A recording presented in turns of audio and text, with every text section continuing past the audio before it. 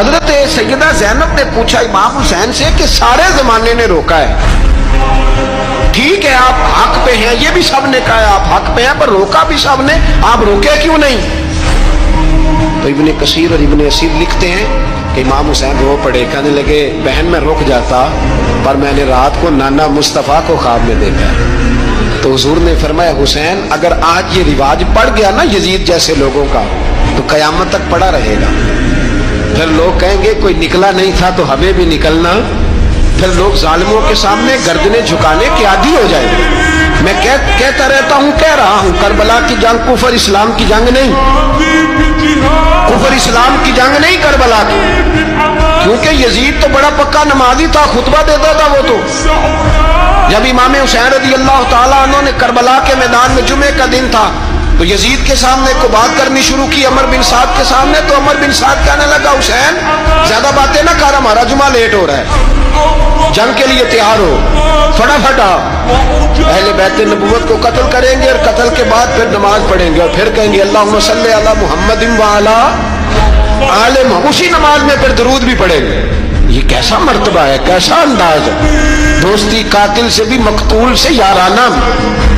امام حسین نے حر بن یزید امام حسین سے کہنے لگا مجھے حکم ہے آپ کو روکنے کا، آپ آگے نہیں جا سکتے۔ امام صاحب نے فرمایا وجہ زمین اللہ کی ہے، اس نے کہا آپ بیعت نہیں کر رہے، یزید کی حالات آپ کے حق میں درست نہیں ہے، آپ نہیں جائیں گے۔ امام روک گئے۔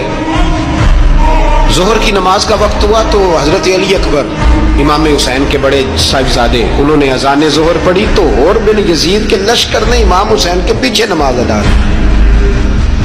کہا بھئی تم مقابلے میں آئے ہو نماز پیچھے پڑھتے ہو؟ کہا حضور مقابلہ تو تلواروں سے کر رہے ہیں پر ہمارا دل تو مانتا ہے نا کہ مصطفیٰ کا نواسہ بڑی شان والا ہے۔ حر بن یزید نے 3 نمازیں لشکر سمیت امام حسین کے پیچھے پڑھی ہیں، 3 نمازیں، ظہر اثر اور مغرب۔ پھر امام حسین کے سامنے شرائط پیش کی کہ آپ کو یہاں گھیر لیا گیا ہے، یہاں آپ بیعت کریں گے، یہاں جنگ کریں گے، 2 ہی بات۔ امام حسین نے فرمایا نہیں بھائی بیعت تو میں نہیں کرتا، اس کے علاوہ تم جو کہتے ہو میں کرنے کو تیار ہوں۔ اس نے خط لکھا، عبید اللہ ابن زیاد کو ایک بندہ دوڑایا پیچھے کوفے، چند میل پہ کوفہ تھا، کہا وہ نہیں مان رہے، کیا کرنا؟ تو حسین ابن علی ہے، میں زیادہ دیر انہیں روک بھی نہیں سکتا۔ انہوں نے پیغام دیا حر بن یزید کو کہ کرنا کچھ بھی نہیں، ان کا پانی بند کر دو، بلیک میل کرو، کھانا پانی نہیں ملے گا، چھوٹے چھوٹے بچے ہیں خود ہی مان جائیں۔ حضرت امام علی مقام کے بارے میں حر کے پاس جب یہ پیغام آیا تو حر کہنے لگا میری طبیعت نہیں مانتی حسین پر پانی بند کروں، دل نہیں مانتا۔ جب یہ لفظ کہے نا دوبارہ تو پھر عبید اللہ ابن زیاد نے عمر بن سعد کو 10,000 آدمی دے کے بھیجا، کہا حر بن یزید لچک دکھا رہا ہے حسین کے ہاتھ میں۔ ایک رے کا علاقہ تھا، بڑی وہاں فصل ہوتی تھی، لوگ کوشش کرتے تھے وہاں کا گورنر بننے کی، کوشش کرتے تھے۔ تو عبید اللہ ابن زیاد کہنے لگا تمہیں رے کی گورنری ملے گی، سب سے سرسبز و شاداب علاقہ، تمہیں وہاں کا گورنر بنایا جائے گا اگر حسین کے خلاف لڑو گے۔